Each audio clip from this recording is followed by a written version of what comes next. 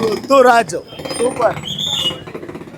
Bus ಇನ್ನೊಂದು Appu picture ನೋಡ್ದಂಗಾಯ್ತು. Appu ತರ dance, Appu ತರ ಫೈಟು, ಡ್ಯಾನ್ಸ್ ಸೂಪರ್. ಇನ್ನೊಂದು ಅಪ್ಪು ಪಿಕ್ಚರ್ ನೋಡ್ದಂಗಾಯ್ತು. ಸೂಪರ್ ಆಗೈತೆ ಪಿಕ್ಚರ್. ಸ್ಟೋರಿ ಸೂಪರ್ ಆಗೈತೆ. ಒಳ್ಳೆ ಸೂಪರ್ ಮೆಸೇಜ್ ಐತೆ. ಚೆನ್ನಾಗೈತೆ.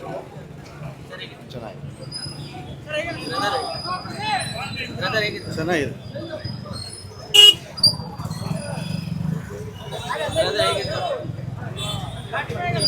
ಚೆನ್ನಾಗಿದೆ. ಚೆನ್ನಾಗಿದೆ. ಚೆನ್ನಾಗಿದೆ. ಚೆನ್ನಾಗಿದೆ ಬ್ರೋ. ಚೆನ್ನಾಗಿದೆ ಬ್ರೋ. ಚೆನ್ನಾಗಿತ್ತು. ತುಂಬ ಚೆನ್ನಾಗಿದೆ ಸರ್. ಫಿಲಮ್ ಚೆನ್ನಾಗಿದೆ. ತುಂಬ ಚೆನ್ನಾಗಿದೆ. ಸಾಂಗ್ ಎಲ್ಲ ಚೆನ್ನಾಗಿದೆ ಸರ್. ತುಂಬ ಚೆನ್ನಾಗಿದೆ.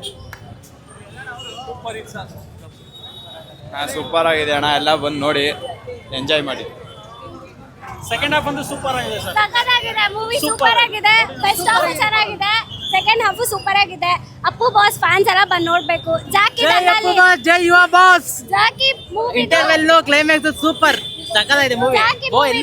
ಚೆನ್ನಾಗಿದೆ ಮೂವಿ. ಅಲ್ಲಲ್ಲಿ ಚಮಕಿದೆ ಜಾಕಿ ಮೂವಿದು. ಸೊ ಅವ್ರನ್ನ ಕೂಡ ಮಿಸ್ ಮಾಡ್ಕೊಂತೀವಿ. ಸೊ ಮೂವಿ ಮಾತ್ರ ಸೂಪರ್ ಆಗಿದೆ. ಎಲ್ಲರೂ ಬಂದು ನೋಡಿ.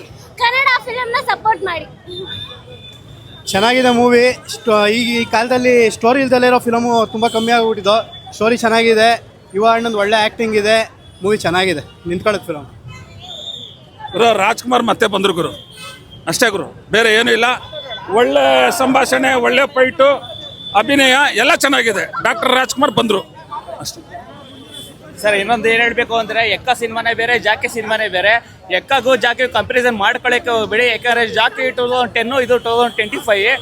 ಜಾಕಿನೇ ಬೇರೆ, ಎಕ್ಕ ಸಿನಿಮಾನೇ ಬೇರೆ. ಬಟ್ ಲಾಸ್ಟ್ ಫೈನ್ ಸೀನ್ ಮಾತ್ರ ಜಾಕಿ ಥರ ಹೋಲಿಕೆ ಆಗೋ ಥರ ಇದೆ. ಅದಕ್ಕೆ ಇನ್ನೊಂದು ಲಾಸ್ಟಲ್ಲಿ ಒಂದು ಏನು ಹೇಳಬೇಕು ಅಂದರೆ, ರೋಹಿತ್ ಪದಿಕರ್ ಅವ್ರಿಗೆ ಇದು ಬೆಸ್ಟ್ ಆಫ್ ಲಕ್ ಅಂತ ಹೇಳ್ಬೋದು. ಆಮೇಲೆ ಪುನೀತ್ ರುದ್ರನಾಗ್ ಅವರು KGF ಅಸಿಸ್ಟೆಂಟ್ ಡೈರೆಕ್ಟರ್. ನೆಕ್ಸ್ಟ್ ಇವರ ಅಣದಿರ ಕಂಠಿ ಅವ್ರನ್ನ ಯಾವುದೇ ಕಾರಣಕ್ಕೂ ಸ್ಟಾಪ್ ಮಾಡಿಬಿಡಿ. ಆ ಸಿನಿಮಾ ಬರಲಿ. ಅದಕ್ಕೋಸ್ಕರ ರಾಜವಂಶ ಅಭಿಮಾನಿಗಳು ಕಾಯ್ತಾ ಇದ್ದಾರೆ ಅಂತ ಹೇಳಕ್ಕೆ ಇಷ್ಟಪಡ್ತೀವಿ. ಆ ಸಿನಿಮಾ ಬರಲಿ, ಇವರ ಅಣದಿರ ಕಂಠಿರೋ ಬರಲಿ ಅಂತ ಹೇಳಕ್ಕೆ.